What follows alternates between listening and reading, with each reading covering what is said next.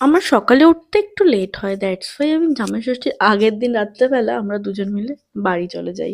তো সকালবেলা as usual দেরি করে উঠেছি, দেখি মা রান্না বসিয়ে দিয়েছে, অর্ধেক রান্না তোমার হয়েও গেছে। তো এই যে রান্না করছিল, দেন আমাকে বললো একটু দোকানেও যেতে। তো আমি একটু খুন্তি নাড়লাম পাকামো করে, তারপরে চলে গেলাম দোকানে। দোকান থেকে একটা জিনিস নিয়ে এলাম।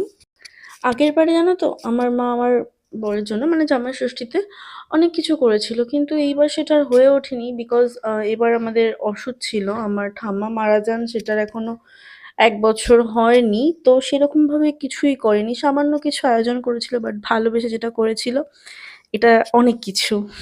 আর আমাদের তেমন কোনো নিয়মও নেই, আমরা জাস্ট আনন্দ করে খাওয়া দাওয়া করি এটাই। তো এই যে এটাই ছিল মায়ের আজকের আয়োজন।